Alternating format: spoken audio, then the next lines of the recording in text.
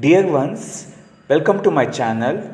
In this video, we'll see the complete notes of the unit life process which covers important questions from the examination point of view and also complete solution of all the questions from the textbook which contains HOTS and application questions. In this unit life process, we learn basic concepts of nutrition, respiration, transport and excretion in plants and animals. In this unit, we are going to learn basic concepts of nutrition, respiration, transport and excretion. Now we'll study question and answers on the topic Introduction to Life Process. What is life process? The process which together perform the maintenance job in living organisms are called life process. Name the life process which are essential for maintaining life. The life process needed to maintain functions of living organism are nutrition, respiration, transportation and excretion. The processes which are needed to maintain the functions of living organism are nutrition, respiration, transportation and excretion. What criteria do we use to decide whether something is alive? Any visible movement such as walking, breathing or growing is generally used to decide whether something is alive or not. However, a living organism can also have movements which are not visible to our naked eye. What are outside raw materials used by an organism? An organism needs various raw materials from outside to sustain and maintain life. All animals take in food, water and oxygen as raw material from the outside. As for plants, they take in carbon dioxide, water and sunlight to synthesize their own food in the presence of chlorophyll found in green plants. The raw materials required by an organism will vary depending on the complexity of the organism and its environment.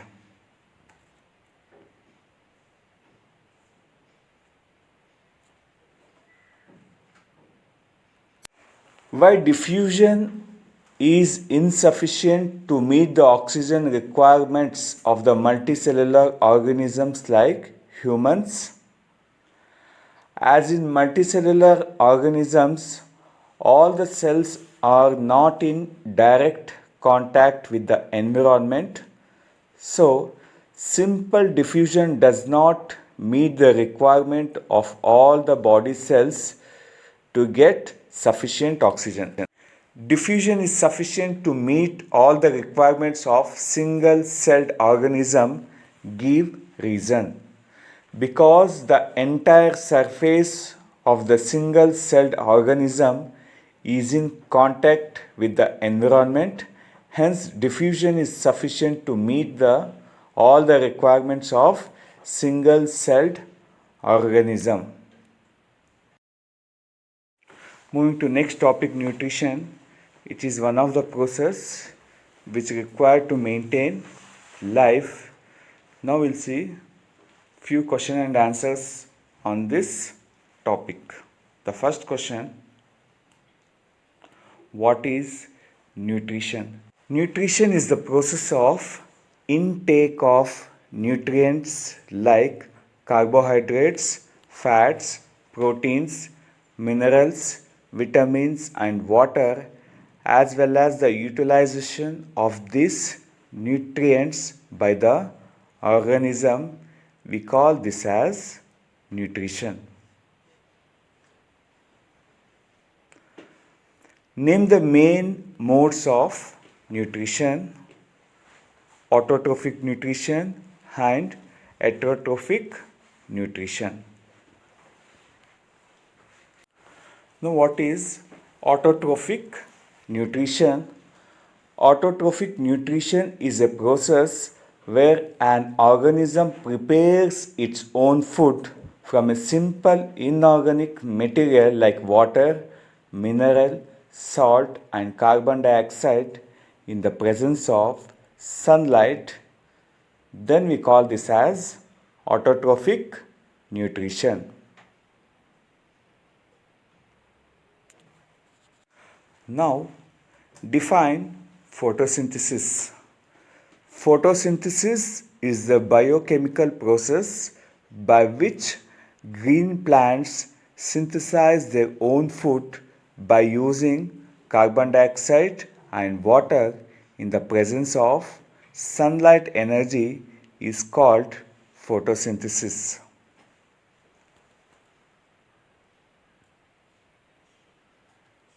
Name the photosynthetic pigment present in plants.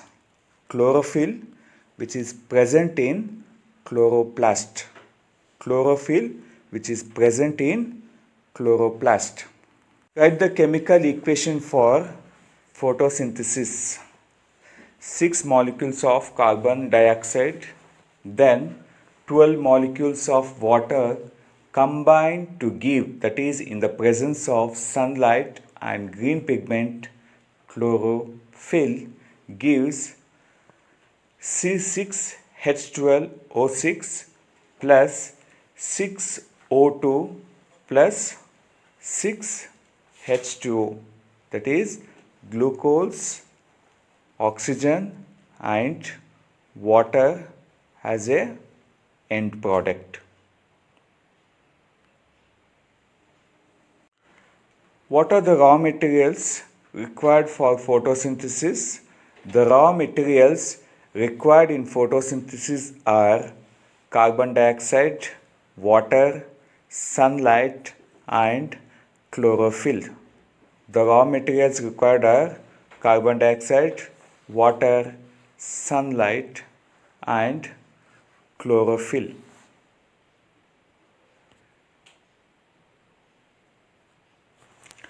List 3 events that occur during photosynthesis. The 3 events that occur during the process of photosynthesis are: first event, absorption of light energy by chlorophyll. Event 2, conversion of this light energy to chemical energy and splitting of water molecules into hydrogen and oxygen. Event 3, reduction of carbon dioxide to carbohydrates. These are the 3 events that takes place during photosynthesis. Name the byproduct of photosynthesis. The byproduct of photosynthesis is oxygen. What is stomata? Stomata are the tiny openings present on the epidermis of leaves. Stomata are the tiny openings present on the epidermis of leaves. Write the functions of stomata. Stomata are very important for the exchange of gases, that is carbon dioxide and oxygen, between the plant and the atmosphere. Stomata also helps to expel the excess water out from the leaves in the form of water vapor. We call this process as transpiration. What are God cells? God cells are the kidney-shaped cells that surround the stomata and responsible for the opening and closing of the stomatal pore. God cells are the kidney-shaped cells that surrounds the stomata and responsible for the opening and closing of the stomatal pore. What are the functions of the God cells? God cells are responsible for opening and closing of the stomatal pore. Then the God cells swell when water flows into them, causing stomatal pore to open. Similarly, the stomatal pore closes if the God cell shrink. God cells are responsible for opening and closing of stomatal pore. Draw a neat label diagram of open stomatal pore and closed stomatal pore, which is an important 2-mark question for the exam. Stomata remain closed during the day in desert plants. Then, how do they get carbon dioxide for photosynthesis? In desert during daytime, temperature is very high, so stomata are closed to reduce the loss of water due to transpiration. Therefore, desert plants open the stomata at night. They take in carbon dioxide at night and stored in the form of an intermediate which is used during the day for photosynthesis when the stomata are closed. What is heterotrophic nutrition? Heterotrophic nutrition is a mode of nutrition in which organisms depend on other organisms for their food requirement. This kind of nutrition we call that as heterotrophic nutrition. We see this kind of nutrition in human beings and animals. Important 2-mark question. Write the difference between autotrophic nutrition and heterotrophic nutrition. Autotrophic nutrition, the organisms which can prepare their own food using simple substances that are available in their surroundings are called autotrophic nutrition, whereas the organism which completely depend on other organism for their nutrition, they depend on surrounding plants and animals for the food. Plants are an example for autotrophic nutrition. Animals and some plants are example for heterotrophic nutrition. Explain the process of nutrition in amoeba. Step 1. Amoeba takes in food using temporary finger-like extensions of the cell surface which fuse over the food particle forming a food vacuole. Step 2. Inside the food vacuole, complex substances are broken down to simpler ones which then diffuse into the cytoplasm. Next step,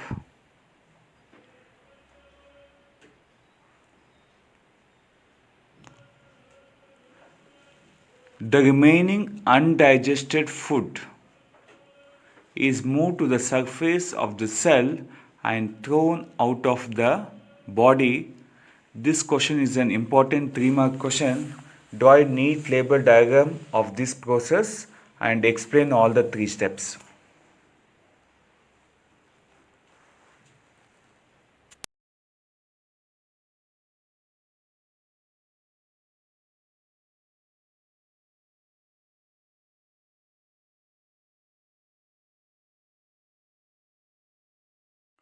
What is alimentary canal?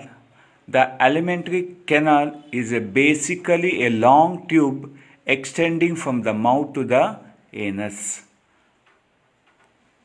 Draw a neat label diagram of human alimentary canal, which is an important 4-mark question. Where are salivary glands are located in human beings? The salivary glands are located in the mouth.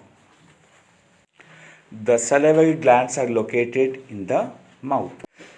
Name the enzyme found in saliva. State the role of saliva in the digestion of food. Salivary gland secretes a fluid called saliva. The saliva contains an enzyme called salivary amylase. Role of saliva.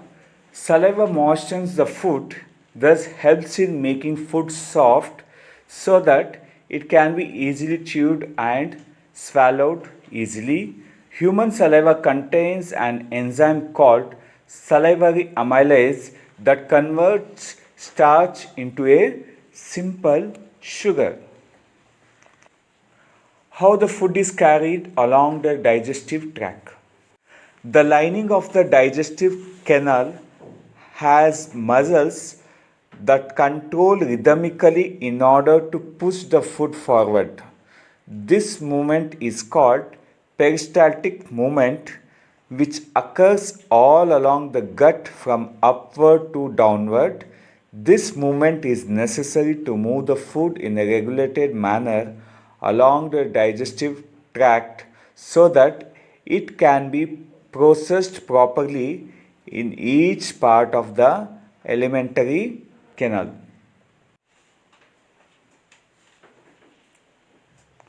What is stomach? Write its function. The stomach is a muscular large organ located on the left side of the upper abdomen, and the stomach receives the food from the esophagus. Temporary storage for food which passes from the esophagus to the stomach. The stomach has gastric glands that secretes gastric juices that digest the food. These are the functions of the stomach. Stomach is a muscular large organ on the left side of the upper abdomen, and the stomach receives the food from the esophagus. What are the constituents of gastric juice? The gastric glands present in the wall of the stomach release hydrochloric acid, pepsin, and mucus. Gastric gland produces hydrochloric acid, pepsin, and mucus. Pepsin is a protein digesting enzyme. Write the functions of gastric juices. First, hydrochloric acid. Hydrochloric acid kills bacteria and also creates acidic medium which facilitates the action of enzyme pepsin. Next, pepsin enzyme. Enzyme pepsin helps in digesting proteins. Third, mucus. Mucus protects the inner lining of the stomach from the action of hydrochloric acid under normal conditions. These are the functions of gastric juices. Next question. Name the longest part of the alimentary canal. The answer is small intestine. The longest part of alimentary canal is small intestine. Give reason why herbivores have longer small intestine when compared to carnivores. Herbivores eating grass need a longer small intestine to allow cellulose to be digested, whereas in carnivores eat meat which is easier to digest who have shorter small intestine. Give reason why mucus is secreted along with hydrochloric acid in the stomach. The answer: mucus protects the stomach wall from the action of hydrochloric acid. Name the site of complete digestion. The small intestine is the complete digestion of carbohydrates, proteins, and fats. Name the organ which secretes pepsin. The organ which secretes pepsin is stomach. Stomach produces gastric juice called pepsin. What is emulsification of fats? Emulsification is the process of breakdown of large fat globules into fine smaller fat globules in the small intestine by the bile juice from the liver into so to increase the efficiency of enzyme action is called emulsification. Explain the role of pancreatic juice from pancreas. The pancreatic juice is secreted by pancreas, contains enzymes like amylase, which is used for digesting starch. Next, trypsin, which is used to digest proteins, and lipase for breaking down of emulsified fat. What is emulsified fat? Conversion of large globules of fat into smaller globules called as emulsified fat. Explain the role of bile juice from liver. Bile juice is secreted by liver and performs the following function. First function, it makes the medium alkaline for the pancreatic enzymes to act. Next function, it breaks the large fat globules into smaller fine fat globules. These are the two main functions of bile juice, which is secreted by the liver.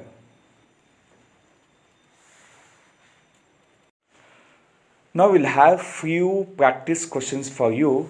Write the functions of saliva, hydrochloric acid, mucus, pepsin, bile juice and pancreatic juice. Which is the internal energy reserve in plants? Do the animals have the same energy reserve? Justify your answer. Carbohydrates are the source of energy for the plants. In plants, excess carbohydrate is stored in the form of starch, which serves as the internal energy reserve to be used as and when required by the plant. In case of animals, carbohydrates are stored in the form of glycogen as internal energy reserve. In plants, excess carbohydrates are stored in the form of starch, whereas in animals, excess carbohydrates are stored in the form of glycogen. How are the fat digested in our bodies? Where does this process take place? The process of fat digestion takes place in small intestine. Now we'll see the steps of fat digestion. Bile juice emulsifies large fat globules into small globules. Lipase of pancreatic juice break down fat particles, whereas enzymes of small intestine juice break down finally fats into fatty acids and glycerol. This is how the fats are digested in our bodies. Now moving to next question. What are the final products of carbohydrates, proteins and fats after their digestion? The final products of carbohydrates are glucose. Final product of proteins are amino acid. The final product of fats are fatty acids and glycerol. How is the small intestine designed to absorb digested food? The small intestine is the site of the complete digestion of the food components. It is also the place where digested food is absorbed into the blood to transport to each and every cell of the body. The small intestine are designed to provide maximum area for absorption of digested food and its transfer into the blood for its circulation into the body. For this, the inner lining of the small intestine has numerous finger-like projections called villi. The villi are richly supplied with blood vessels which take the absorbed food to each and every cell of the body. This is how small intestine designed to absorb digested food. Some finger-like projections are present in the inner wall of small intestine. Write their name. Why are they important? The finger-like projections present on the inner wall of small intestine are called villi. Villi increase the absorptive surface of the intestine considerably and facilitate quick absorption of the digested food. This is the main functions of the finger-like projections which are present in the small intestine called as villi. Villi increase the absorptive surface of the digested food. Few practice questions for you. What is the role of acid in our stomach? Next question, what is the function of digestive enzyme? Next question, write the difference between autotrophic nutrition and heterotrophic nutrition. Do write answer for these questions in a notebook. Moving to the next topic, a process involved in the life process called as respiration.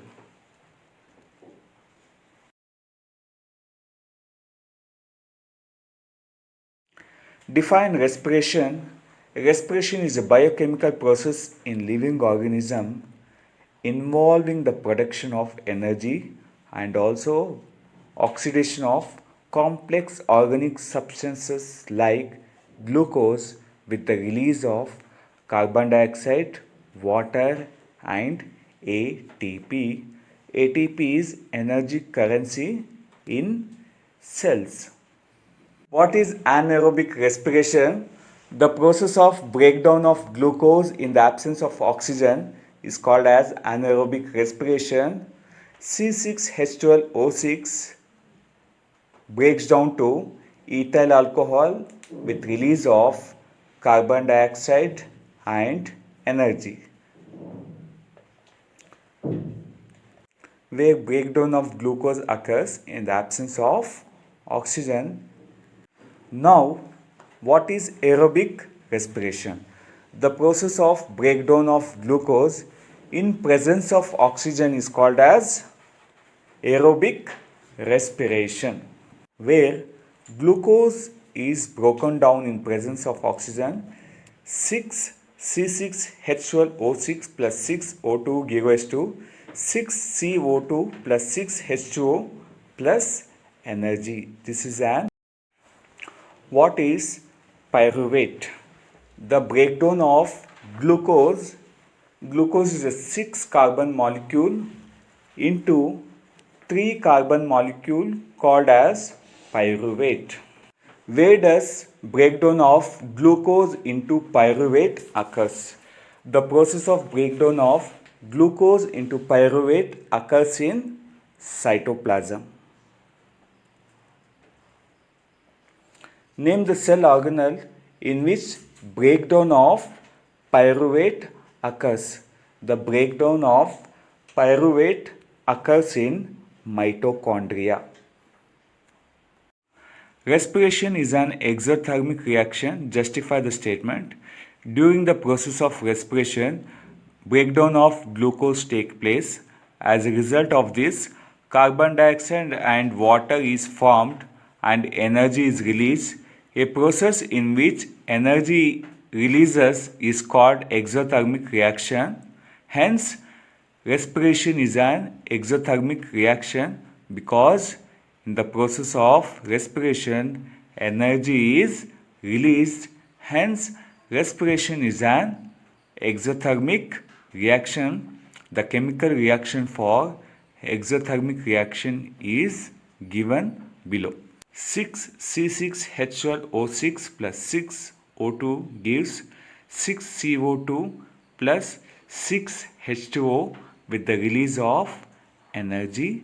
Hence, respiration is an exothermic reaction.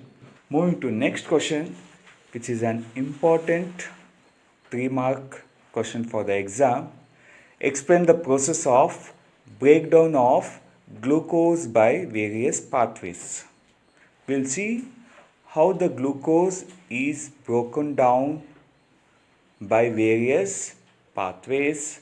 The first step is breakdown of glucose, that is, which is a 6 carbon molecule. Glucose is a 6 carbon molecule into a 3 carbon molecule called as pyruvate, which takes place in cytoplasm. Next, breakdown of pyruvate takes place in 2 steps, that is anaerobic respiration. When breakdown of glucose is carried out in the absence of oxygen in a cell, it is called as anaerobic respiration.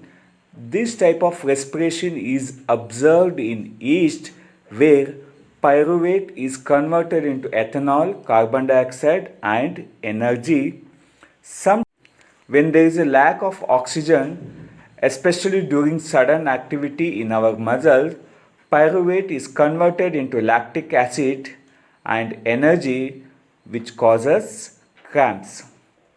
This is how the breakdown of pyruvate happens in case of anaerobic respiration. Here, pyruvate is converted into ethanol, carbon dioxide and energy.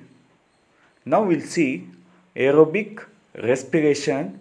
When breakdown of glucose is carried out in the presence of oxygen in a cell, it is called as aerobic respiration. During this type of respiration, the pyruvate is converted into carbon dioxide, water with release of energy. This is how the pyruvate is converted in case of aerobic respiration. Here, pyruvate is converted into carbon dioxide, water with release of energy. Now, schematically, we can check how the glucose is broken down by various pathways. The first step is breakdown of 6 carbon molecule, that is glucose, into pyruvate, which is a 3 carbon molecule, which takes place in cytoplasm. Then pyruvate is converted into energy by these 3 pathways. Why rate of breathing in aquatic organism much faster than the terrestrial organism? Since the amount of dissolved oxygen in water is fairly low compared to the oxygen in the air, the rate of breathing in aquatic organisms is much faster than being in terrestrial organism. Because of the less amount of dissolved oxygen in water, the breathing rate is faster in aquatic organism when compared to the terrestrial organism.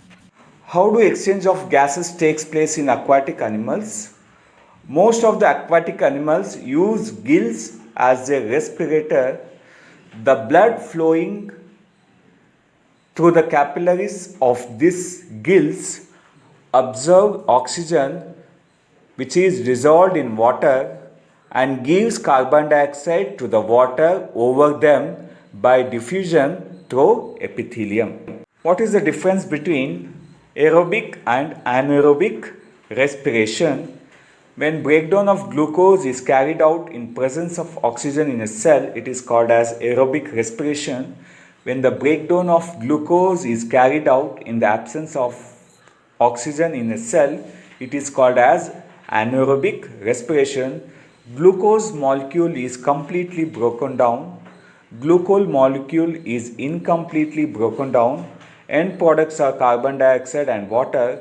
End products are ethanol or lactic acid and carbon dioxide. In case of aerobic respiration, more energy is released when compared to anaerobic respiration. State three common features of respiratory animals. The common features of respiratory organs are gills, lungs, and skin, a large surface area to absorb sufficient oxygen, thin walls for easy exchange of respiratory gases by diffusion. Respiratory organs have rich blood supply for transport of gases. Respiratory surface is very fine and delicate, and the surface is always moist. These are the common features which we observe in respiratory animals where they have gills, lungs or skin as respiratory organ. Moving to next question. Define inhalation and exhalation. Inhalation is the process of taking air into the lungs, whereas exhalation is the process of giving out the air from the lungs is called as exhalation. Taking air into the lungs, inhale. Taking out air from the lungs, exhale. These are the processes involved in respiration. When we breathe out, why does the air passage not collapse? The air passage is made up of C-shaped rings of cartilage that prevents the air passage from collapsing during exhaling the air. Because of the C-shaped rings of cartilage, the air passage do not collapse. How does nasal cavity help in respiration? In human beings, air is taken into the body through the nostrils. The air passing through the nostrils is filtered by fine hairs that line the passage. The passage is also lined with mucus that traps the dust particles. This is how nasal cavity helps in respiration. Name the respiratory pigment in human beings and discuss its role. The respiratory pigment in human beings is hemoglobin. Hemoglobin is present in red blood corpuscles RBC. Hemoglobin has high affinity for oxygen. In human beings, hemoglobin takes up oxygen from the air. Blood carries oxygen, hemoglobin complex to oxygen deficient body tissues where hemoglobin releases oxygen. This is how the oxygen is transported to the cells of the body through blood. Define alveoli. Within the lungs, the air passage divides into smaller and smaller tubes which finally terminate into balloon-like structures which are called alveoli. How alveoli is designed in human beings to maximize the exchange of gases. The alveoli provide a surface area where exchange of respiratory gases takes place. The walls of the alveoli are richly supplied with blood vessels. The alveoli walls are very thin, which helps in the exchange of respiratory gases by diffusion. This is how alveoli is designed in human beings to maximize the exchange of respiratory gases. Why do lungs have residual volume of air? During the breathing cycle, when air is taken in and let out, the lungs always contain residual volume of air so that there is a sufficient time for oxygen to be absorbed and for the carbon dioxide to be released. Hence, lungs have residual volume of air. Draw a neat label diagram of human respiratory system, again, which is very important diagram for your exam. How is oxygen and carbon dioxide transported in human beings? We'll see the transport of oxygen. In human beings, the respiratory pigment is hemoglobin. Hemoglobin is present in RBC. which has high affinity for oxygen. Hemoglobin carries oxygen to different tissues of the body. The respiratory pigment in the blood takes up the oxygen from the air in the lungs and carry it to the tissues which are deficient in oxygen. This is how the transport of oxygen takes place by respiratory pigment called as hemoglobin, which has high affinity for oxygen. The blood which carries hemoglobin carries to all the different tissues of the body. Hence, oxygen is transported to each and every cell of the body. Now, we'll see transport of carbon dioxide. Transport of carbon dioxide. Carbon dioxide is more soluble in water. Hence, carbon dioxide is mostly transported in dissolved form through blood plasma. Blood plasma transports carbon dioxide from the tissues to the lungs, which is expelled out from the lungs. This is how transport of carbon dioxide takes place. Carbon dioxide is more soluble in water, therefore carbon dioxide is transported in dissolved form through plasma, which is transported from the tissues to the lungs. This is how the transport of oxygen and carbon dioxide takes place in human beings. How are the lungs designed in human beings to maximize the area for exchange of gases? Within the lungs, the air passage divides into smaller and smaller tubes which finally terminate into balloon-like structures called as alveoli. The alveoli provide a surface area where the exchange of respiratory gases can take place. The two lungs together have about 300 to 500 million alveoli. The walls of the alveoli are supplied with an extensive network of blood vessels. So lungs maximize the area for gaseous exchange through the presence of large number of alveoli which are richly supplied with blood. This is how the lungs are designed in human beings to maximize the area for the exchange of respiratory gases through alveoli which are richly supplied with blood vessels. Next question, name the following. Part where air is filtered by fine air and mucus, it is nasal passage. Part which terminates in balloon-like structures, bronchioles. Balloon-like structure where exchange of gases takes place, alveoli. Part which separates chest cavity from the abdomen cavity, which is called as diaphragm. Which are important questions which may asked as MCQ questions.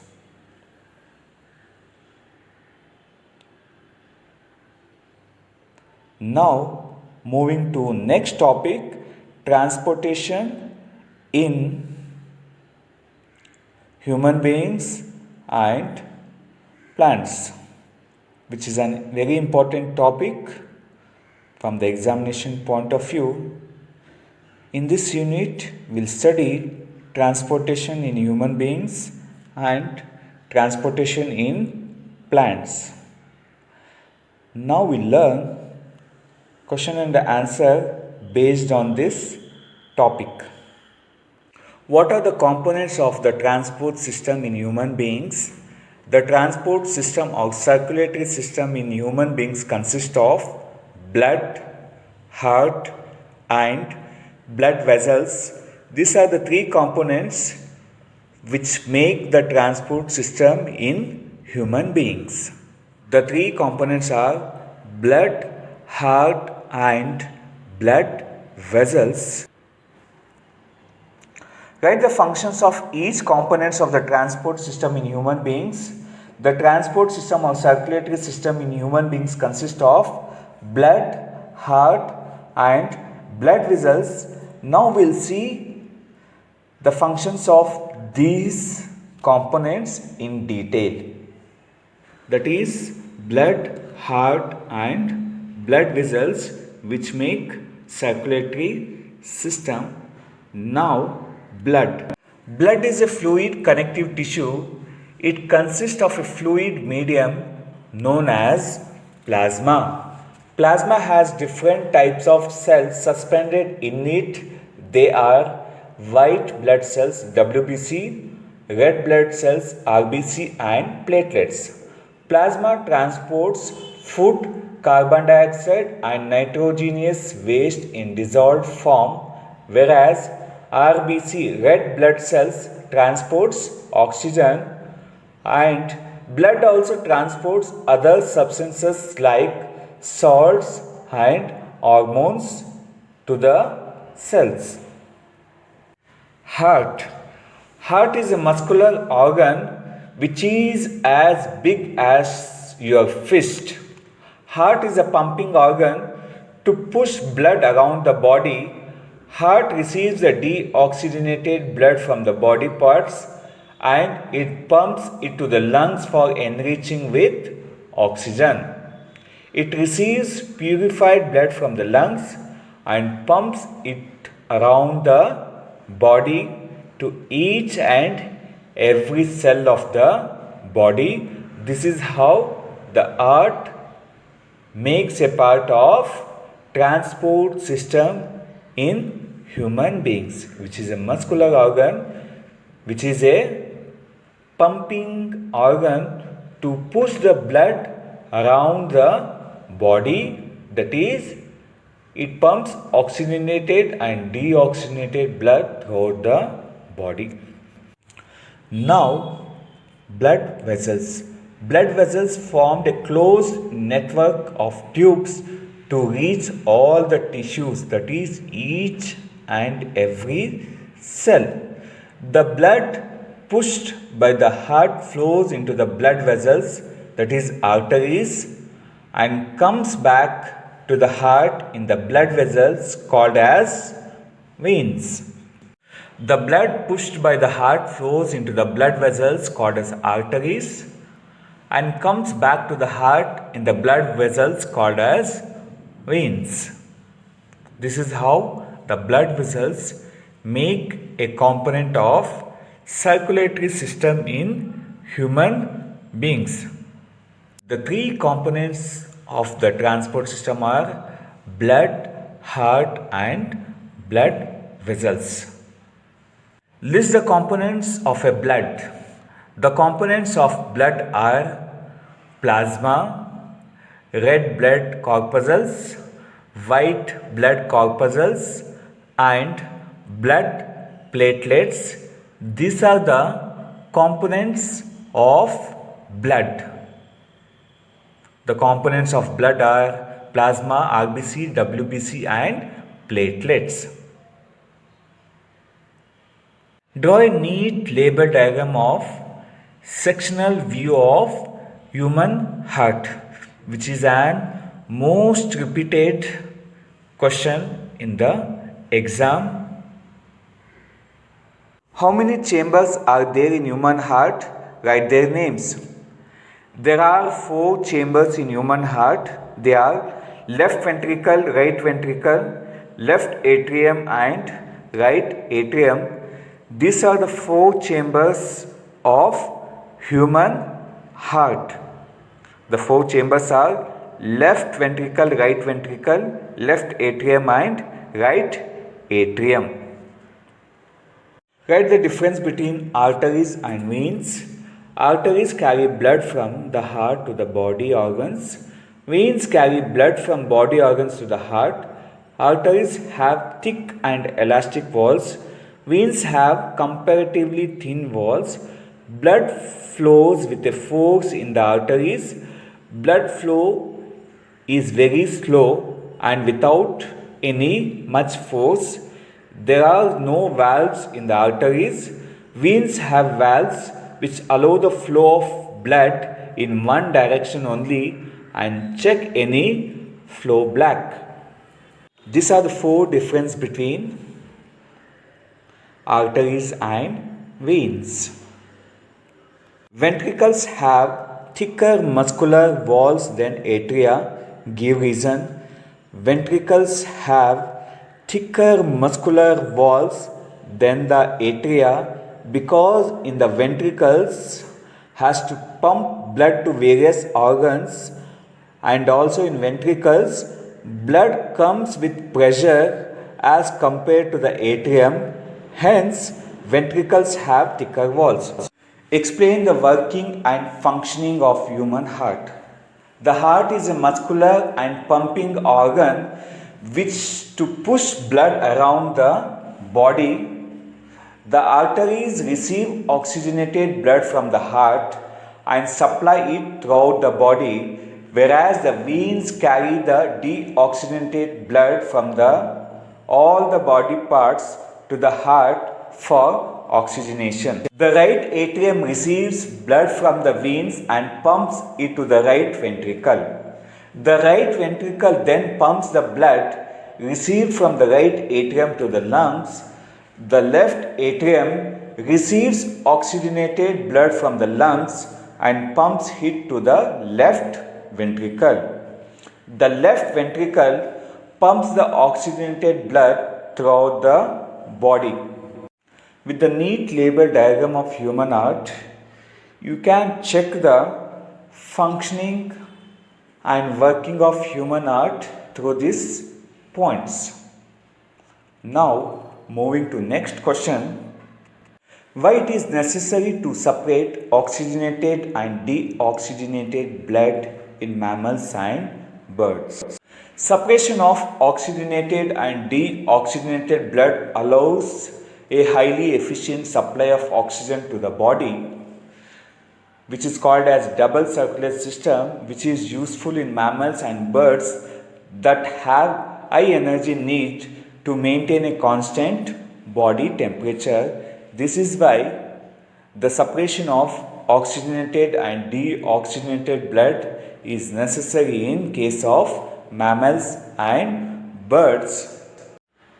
Moving to the next question, that is, write the function of the valve.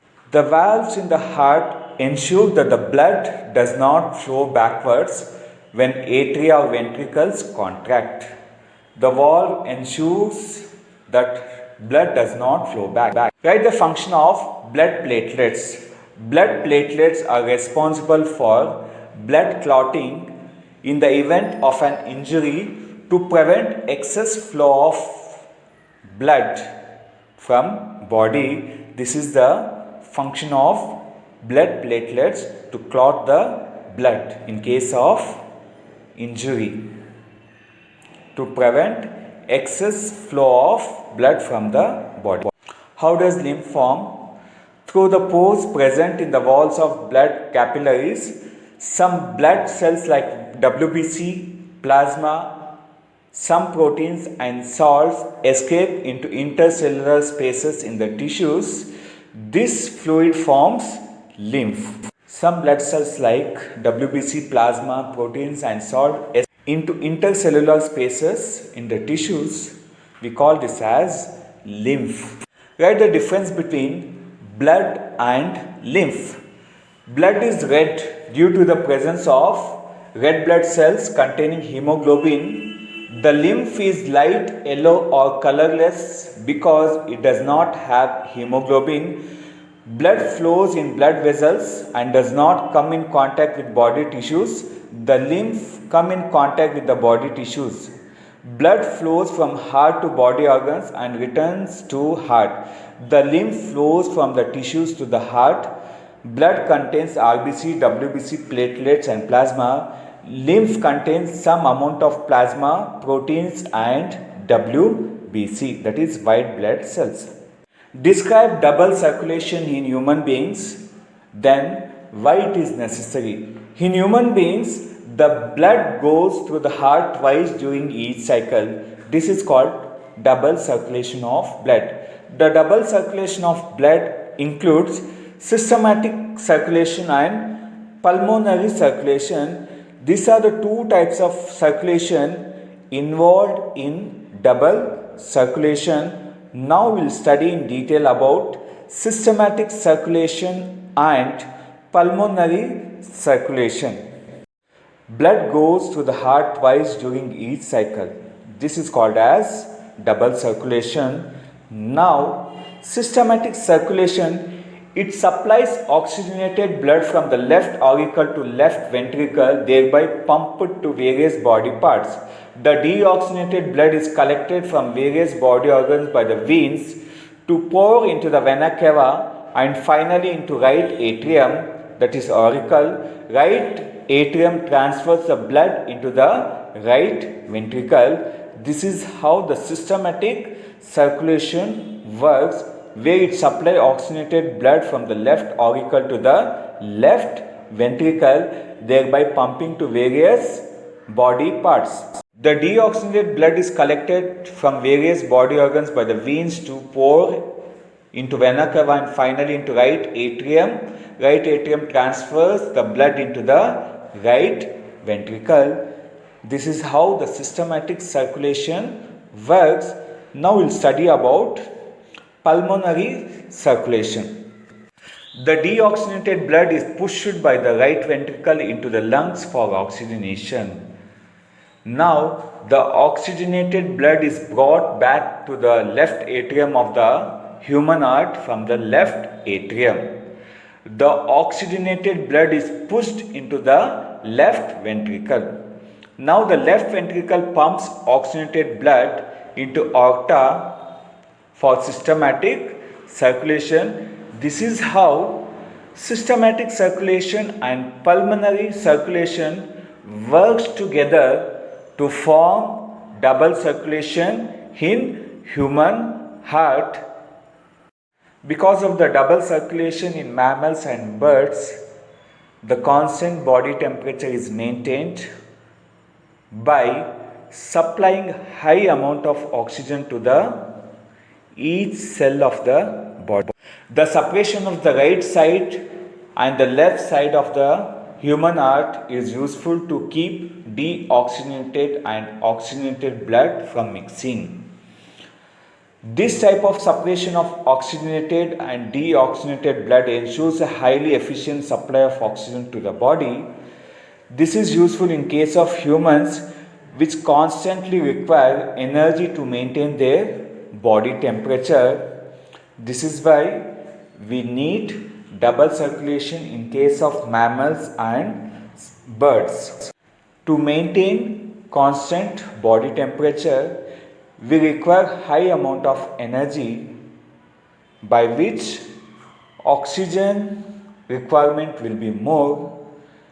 By the process of double circulation, oxygen will be supplied to each and every cell of the body. Hence, the double circulation helps in maintaining body temperature in case of mammals and birds. What would be the consequence of deficiency of hemoglobin in our body? If hemoglobin content reduced in blood, its oxygen carrying capacity decreases and leads to a disease called anemia. An anemic person gets tired easily and lose weight. As we know, hemoglobin carries oxygen.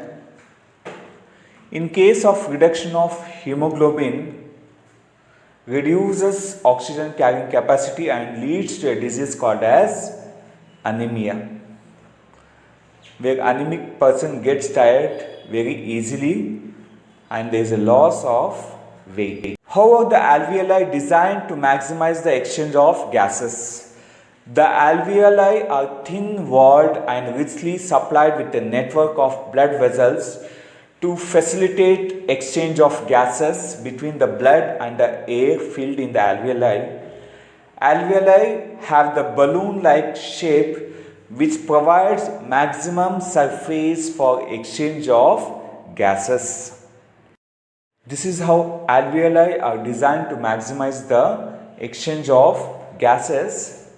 Alveoli are thin-walled, which is supplied with blood vessels to facilitate exchange of gases between the blood and the air filled in alveoli, and also alveoli are balloon like shape which provides maximum surface area for exchange of gases. What are the components of the transport system of highly organized plants?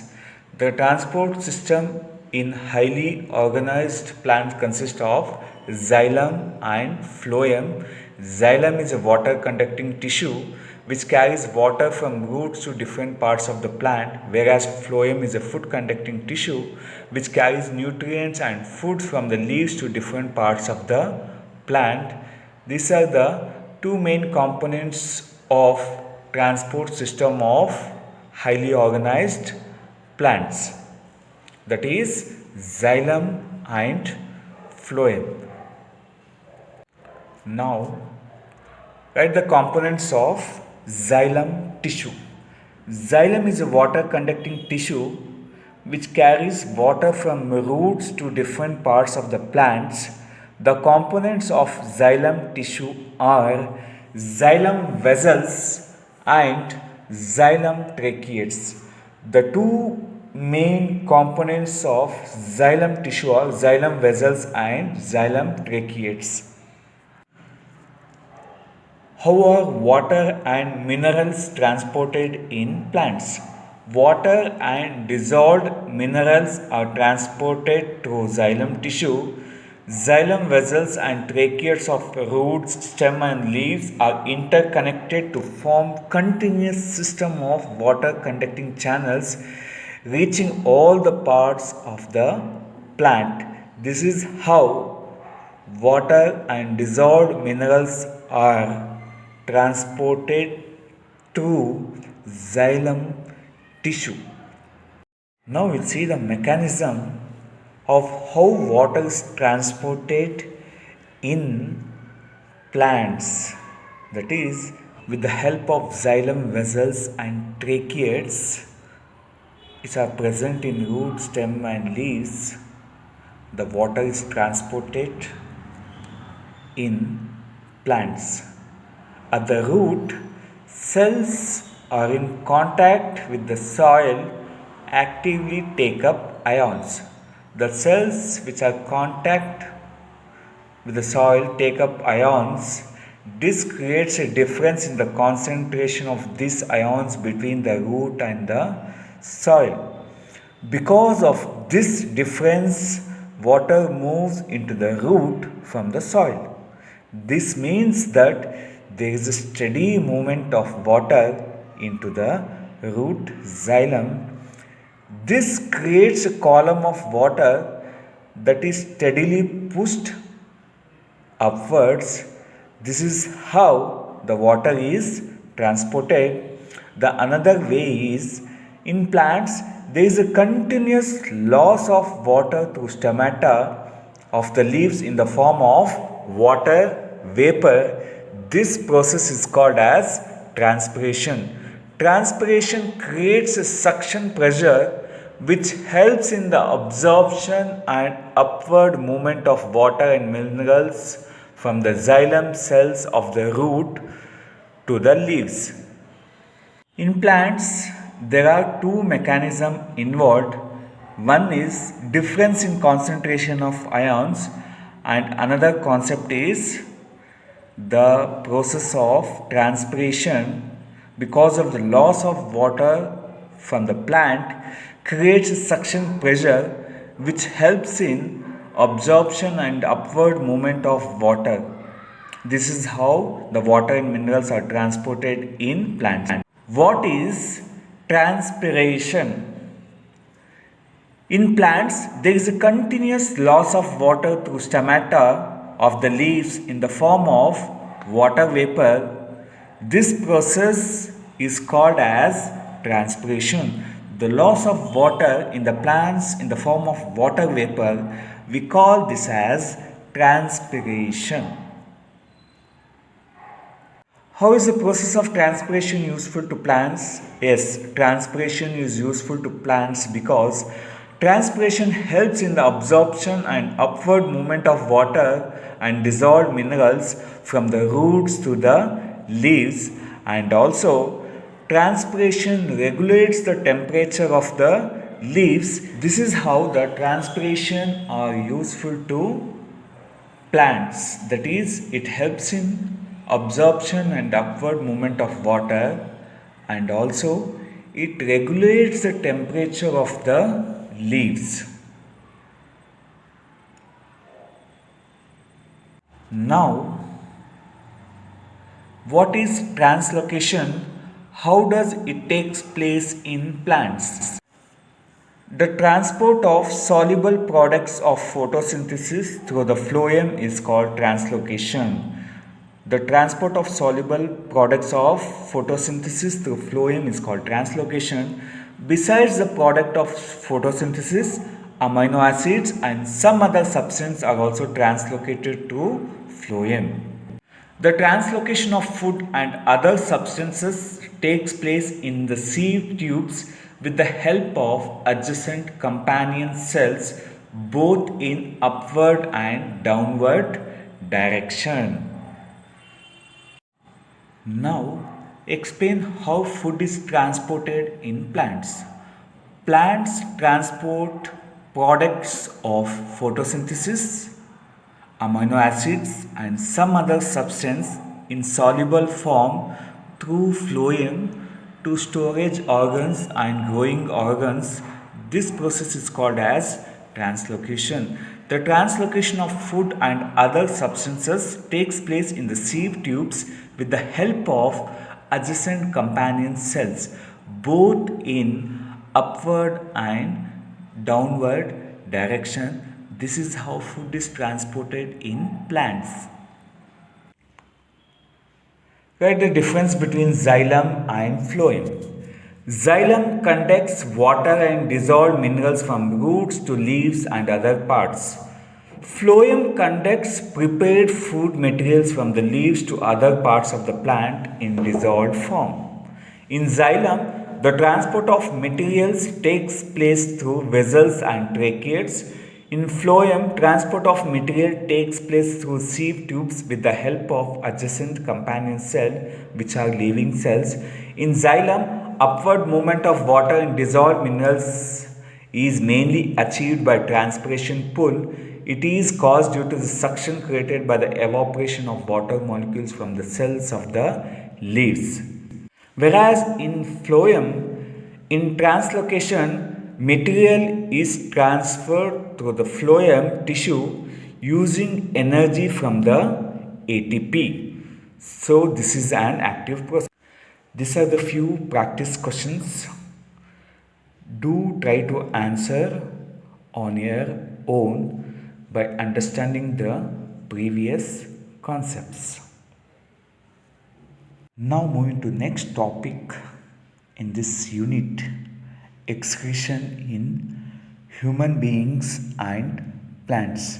Now we'll see question and answers based on this topic. Define excretion. The biological process involved in removal of the excess of water, salts and toxic waste like urea and uric acid from the body is called as excretion.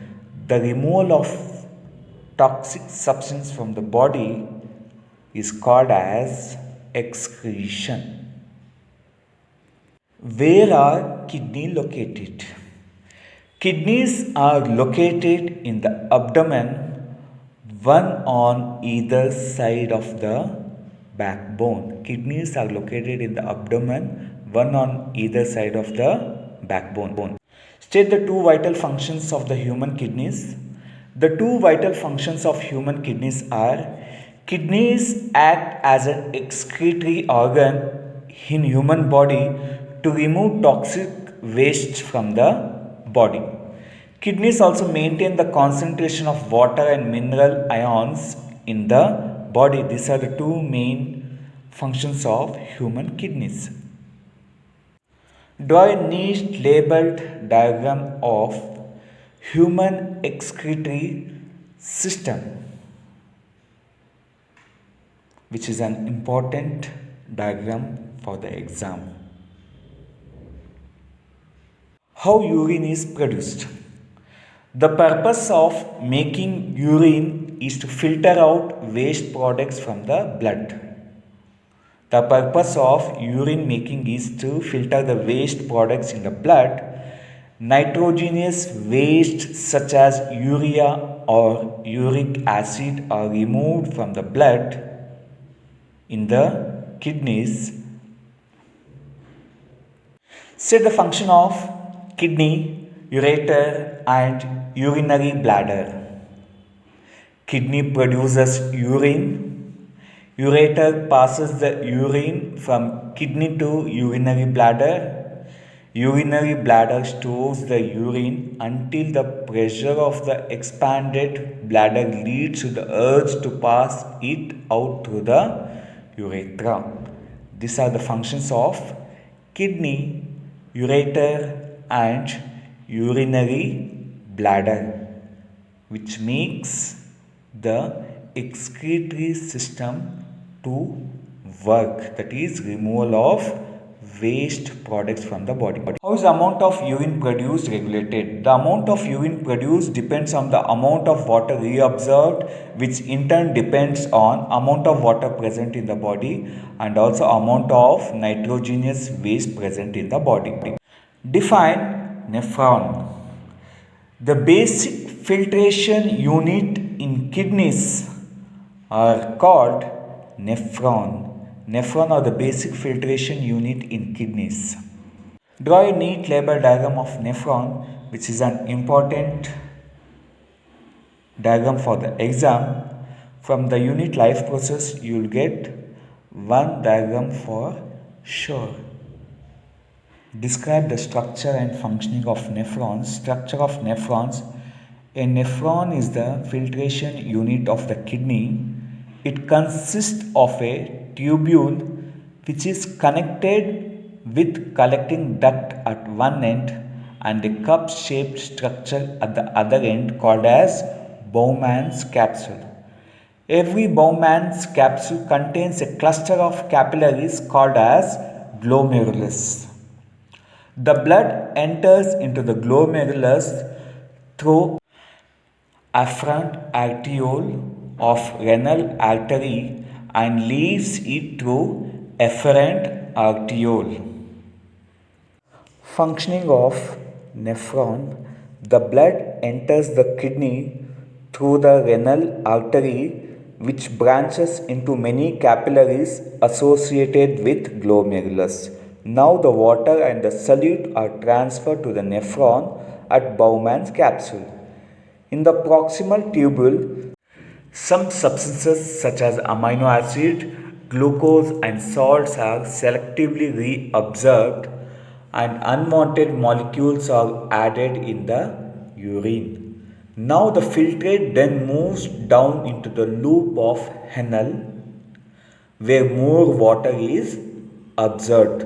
From here, the filtrate moves upwards into the distal tubule and finally to the collecting duct. Now the collecting duct collects urine from the many nephrons. The urine formed in each kidney enters a long tube called ureter. From ureter, it gets transported to the urinary bladder and then into the urethra. This is how nephron works. We can usually control the urge to urinate. Give reason. Urine is stored in urinary bladder and urinary bladder is muscular, so it is under nervous control. As a result, we can usually control the urge to pass urine. Hence, we usually control the urge to urinate because urine is stored in urinary bladder, which is muscular, that means which is under nervous control, that means which is voluntary action. As a result, we can usually control the urge to urinate.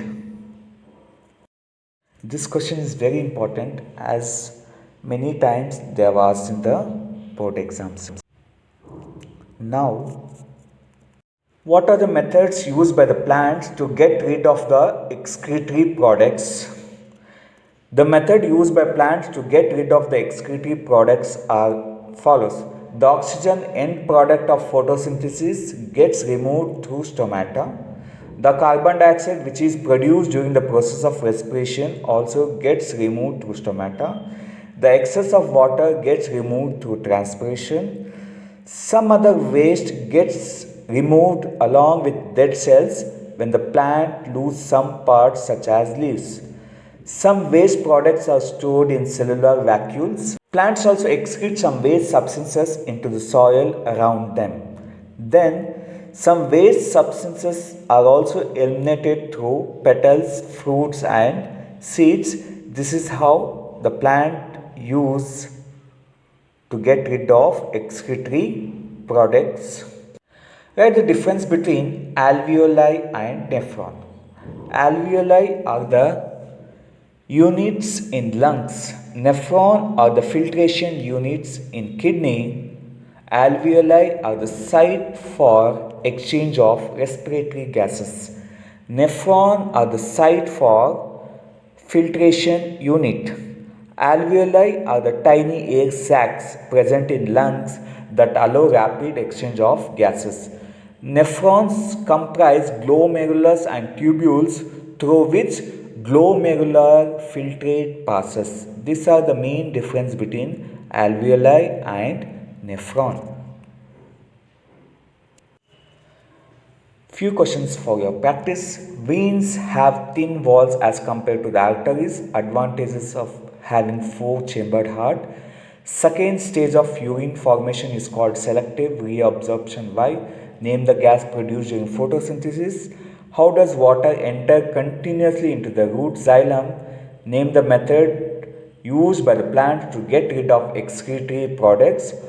If mucus is not secreted by the gastric glands, state the function of Bowman capsule. These are the few practice questions. This ends the nodes of the unit life process. Do practice and study all these questions and mainly understand the concept so that you can score good marks in the exam. Students, thank you for watching the video and making use of this. If you find my videos are useful, do subscribe the channel. Thank you again.